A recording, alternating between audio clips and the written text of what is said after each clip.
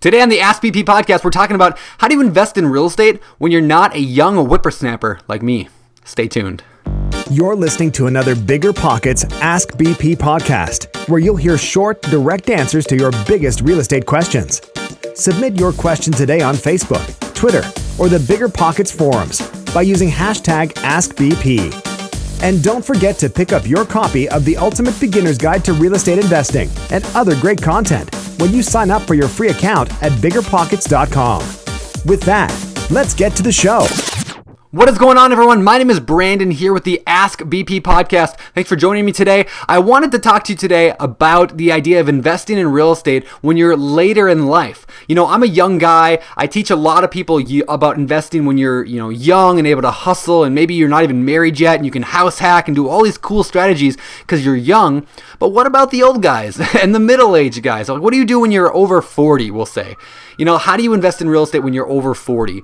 You might want to do it a little differently because life is different for you than it might be for me. I'm 29, almost 30, and my strategies are going to be a little different. So today I want to dive into that.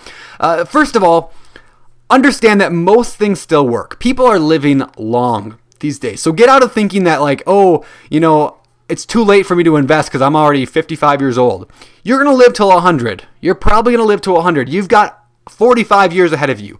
So even if it took you 20 of that to secure yourself, millions of dollars in real estate wealth, wouldn't it be worth it for the latter 20 years, right? So first of all, just understand that it's not too late. If you're 95 years old and watching this, you should probably send me an email because that's amazing. But so let's talk about the actual question today. Comes from Tom from Brentwood, Tennessee. And Tom, his official question is, how do you get started investing in real estate in your mid to late 40s?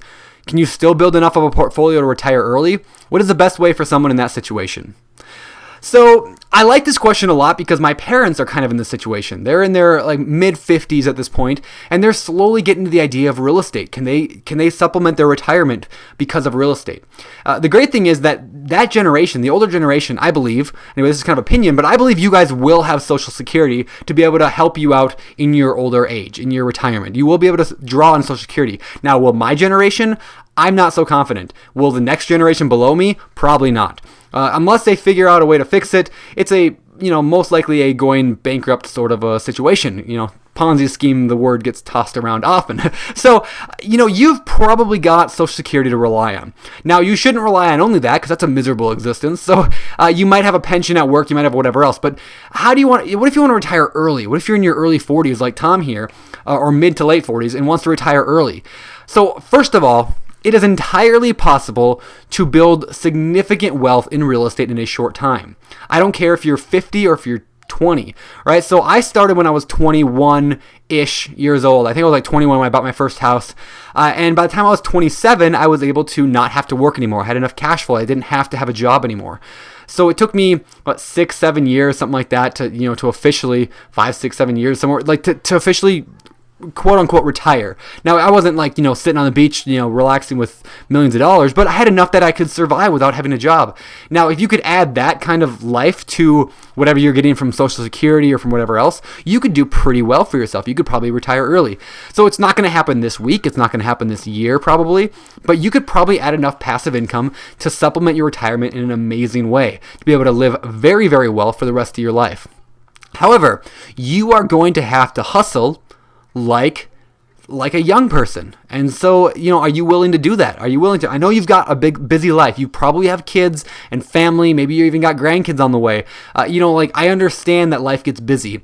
The good thing is you don't have to involve real estate. You don't have to go out and flip a million houses.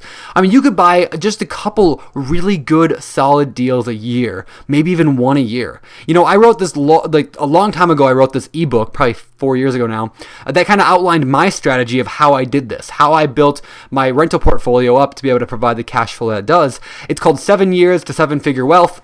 It's kind of a step-by-step guide to walking through how to build wealth in a short amount of time. You can pick it up for free on Bigger Pockets. Just go to biggerpockets.com /7 years, the number 7 years. And you can just download it, no opt-in or no nothing, just get it there. So that's kind of cool. Make sure you check that out. But so it just shows you, at least mathematically, that it is possible to make $1 million in 7 years. Now, you could probably retire on that if you had that, especially if that $1 million is invested in real estate, earning you a good return. And what if you can get an average return of 15% on $1 million? If you could do that, that's $150,000 a year. That's enough to retire pretty well, right? And so it is totally possible to do it, even in a short time that you think you have left before you retire. You can make this happen. You just got to learn to hustle. What I would probably recommend is, don't go into necessarily the business of real estate, like the job of real estate, the wholesaling or the flipping. You probably don't need that. Unless you really hate your job and you want to quit your job and start a new job and you want that job to be flipping, great. But if not, you probably want to choose something just like rental properties, like small multifamilies, or buy a large multifamily property, or buy a single family house every 6 months for the next 5 years. And then, start paying them off over that time. You've got a lot of experience, you've got a lot of friends, you've got a lot of people that that might be able to work with you, potential partners, potential networking. I mean, you've got a lot going for you when you're at an older age than, when you're just starting out, like when you're in your mid-20s, like I was. So anyway, hopefully that gives you a little bit of encouragement, a little bit of a path to maybe traverse down in the idea of investing in real estate when you're later in your life.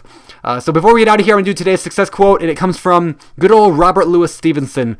And Robert Louis Stevenson says, "Don't judge each day by the harvest you reap, but by the seeds that you plant." I love that.